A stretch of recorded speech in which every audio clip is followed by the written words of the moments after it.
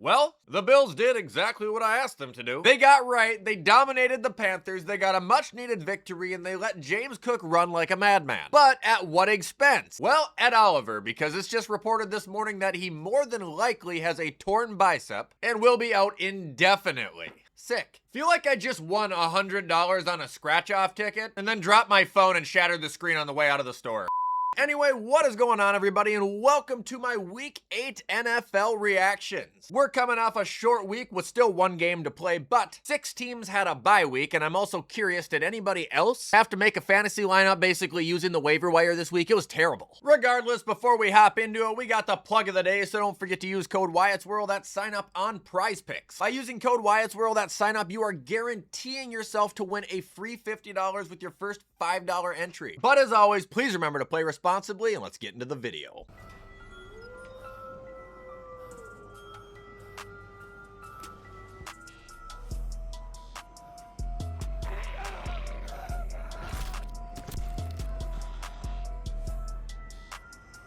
So, starting off with the Week 8 reactions, we had the Vikings getting decimated by the Chargers on Thursday Night Football. Dude, it's crazy as to how quickly I became unexcited to watch the Vikings play. Wentz is bad. Our O-line is bad. Sure, we finally have a kicker now, but guess what? He consistently hits camera wires. I don't know how, but the Vikings curse lives on. Also, Adam Thielen, what are we doing? We gave up a 4th round pick for this? Like, okay, I was on board at first. What the hell? As far as the Chargers offense goes, yeah, they cooked us. Herbert had 3 touchdowns. Vidal almost dropped a $120. Touchdowns through the air went to McConkey, Gadsden, Trey Harris. And the Chargers defense had an early Thanksgiving feast, sacking Carson Wentz 5 times. Man, I don't care if JJ comes back or not. The Vikings are fucked.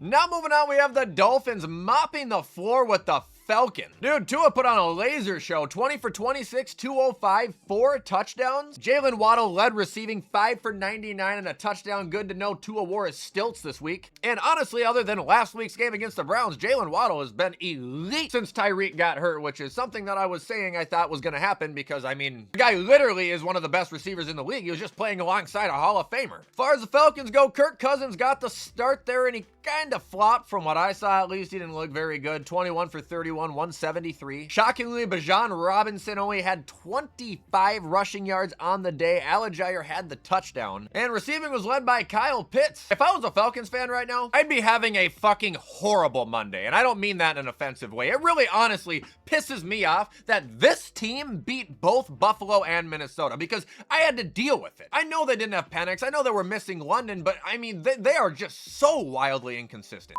And now moving on, we have the Ravens executing the Bears in one of the most insulting games I've ever seen. I mean, not only did the terrible Ravens beat the hell out of the Bears, but Derrick Henry also broke Walter Payton's career rushing touchdown record against the Bears. Like, that's a kick to the nuts with steel-toe boots. And honestly, from what I saw of the Ravens offense, they were nothing spectacular. They just capitalized in the red zone. Also, shout out to Caleb Williams on basically repeating exactly what Tua did last week by dropping back in his own end zone and just panic throwing a ball right into double coverage. Way to capitalize, Nate Wiggins. That set them up at like, what, the fucking 5? Other than that, though, Caleb had 285 passing yards. DJ Moore had a crazy-ass catch. Should have been a touchdown, too. It's kind of disappointing that it wasn't. Rome had 7 for 114. Colston Loveland exists. And also kind of a cool thing I saw about this game, both teams had like identical possession time. They were exactly 1 minute off. That's it. Chicago, I'd be having a miserable Monday, too.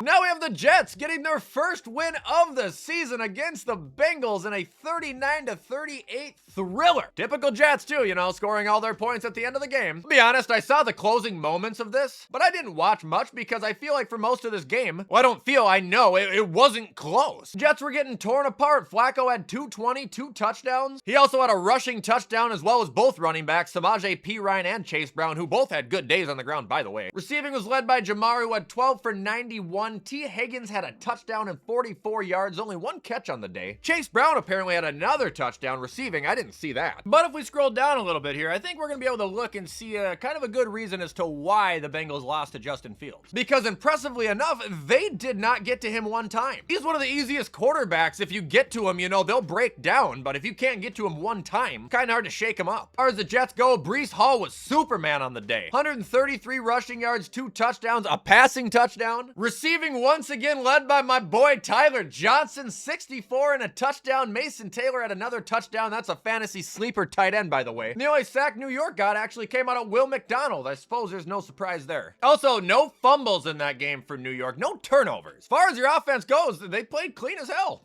Now we have the Bills whooping the Panthers' ass 42-9. Listen, I have all the respect in the world for Bryce Young, but even if he played in this game, I do not feel the Panthers would have been able to keep up with James Cook. And Josh Allen, by the way, was just fine. Don't get me wrong. He ran for 2 touchdowns. He threw for 1, went 12 for 19. But James Cook had 19 carries for 216 yards and 2 touchdowns. There was no stopping him. Nobody else could get 2.5 yards a carry that game. And by the way, Carolina had a pretty decent run D going into this game before James wrecked him.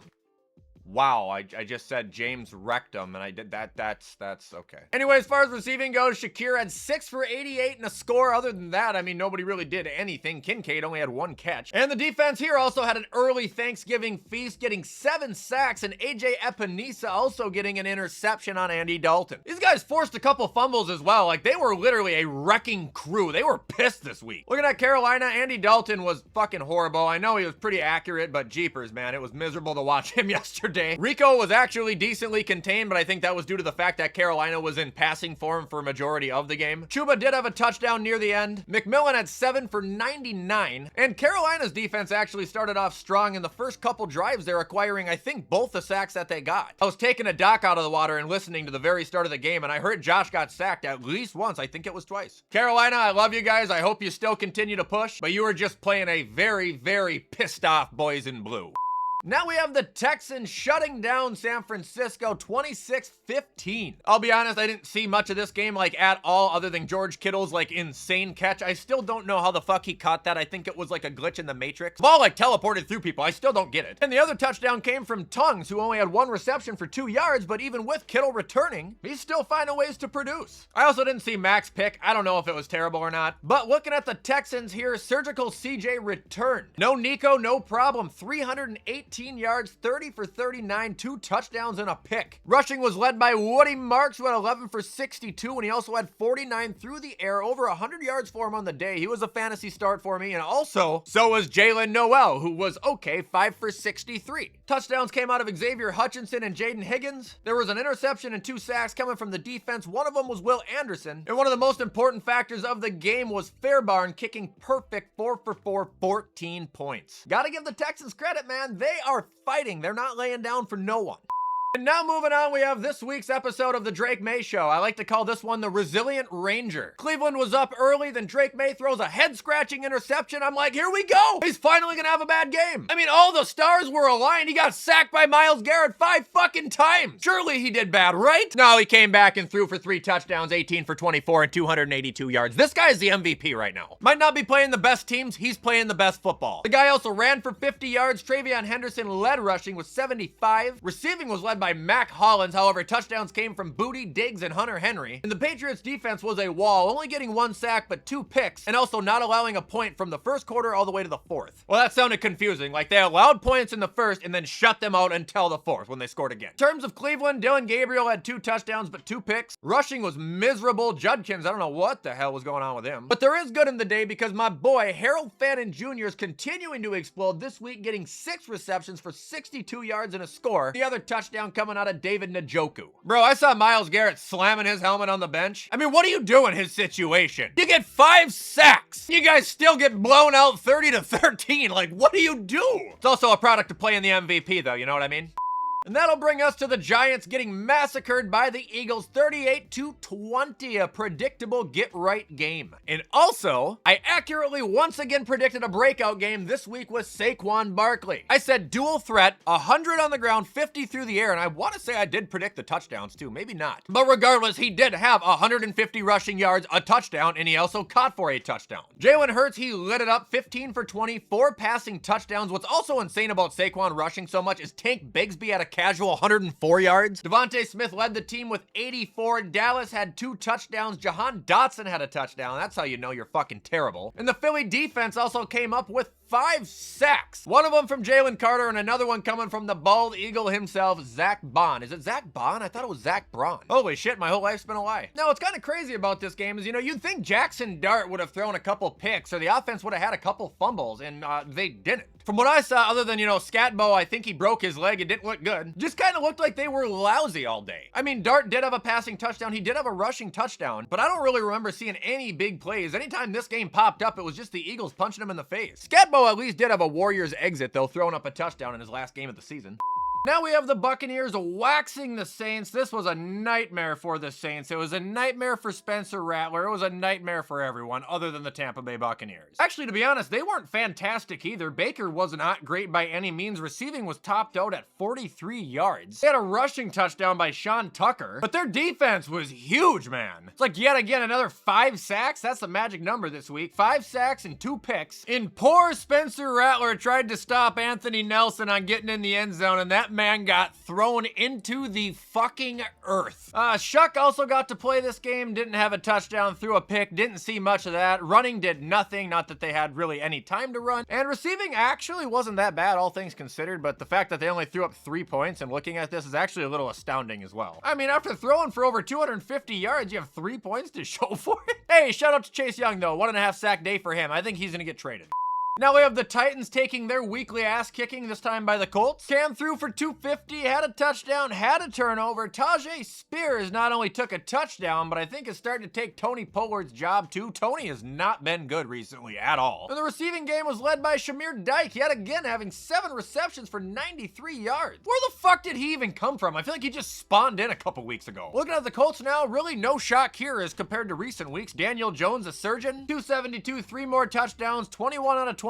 Jonathan Taylor had 12 carries for 153 yards and 2 fucking touchdowns. Pittman had a nice week receiving 8 for 95 and a score. Josh Downs and Jonathan Taylor also had receiving touchdowns. Didn't even see that by JT. This man's got to be taking piss tests weekly at this point. And defensively, it looks like they got 4 sacks on Cam, and I should say that the Titans got 3 sacks on Daniel Jones too. That is pretty credible. Still a horseshit game though.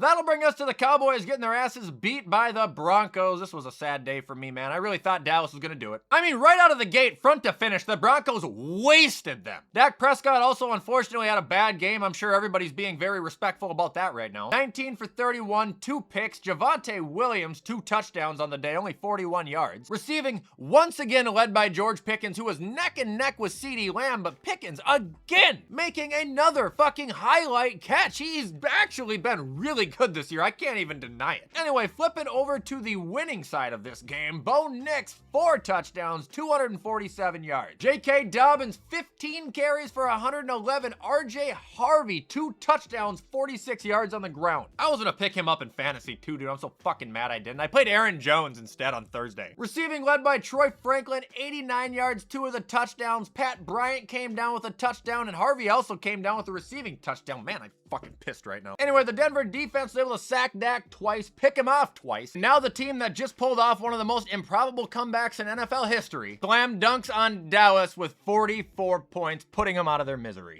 And now ending on Sunday night, we have the Packers fighting back and handing the Steelers their own ass. You got Jordan Love, who threw 360 yards and 3 touchdowns. Jacobs was lousy on the ground. He still found a way in the end zone, but it's all about the receiving here because the second coming of Travis Kelce, Tucker Kraft, hauled in 7 receptions for 143 yards and 2 fucking scores. Also, we got to see Christian Watson come back, 4 for 85. Good game. I still think he's made of glass. Back on Tucker Kraft, though, this guy is like a combination of George Kittle and Travis Kelce that I see. He's a freak athlete, but he's also got so much fucking power. I would honestly be half tempted to get up to the goal line and run him right up the middle. I'm not even shitting you. As far as the Steelers go and Rodgers, I mean, he actually, from what I saw, he made some really nice plays. He had a great throw to Roman Wilson for a big gain. He had 2 passing touchdowns, one of them to Roman, one of them to DK. Threw for 200 yards. But I think the difference maker here, I know it was the fucking defense. You look here, again, they don't have a sack. They don't have a pick. One quarter, they were able to slow down Green Bay and shut them out. Other than that, this billion-dollar defense wasn't able to do shit. And when the other team's defense is doing shit, you got to combat with that. You can't have Micah Parsons and Rashawn Gary getting 3 sacks and not answering back for it and expecting to hold the lead on the game. Again, like what Elite Take said, their scheme, it's not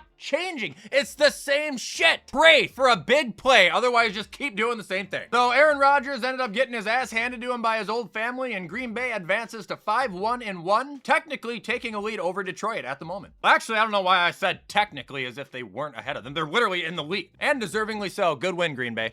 Anyway, guys, that is all I got for today's reaction video. I hope you guys enjoyed this video, and if you did and you want to show support, please do it, because you know I appreciate any and all help. In the meantime, I'm going to get this whipped up so you guys can watch it on time, and I'm going to try and get a skit out today as well. Have a safe and great rest of your Monday, and as always, I will see you in the next upload.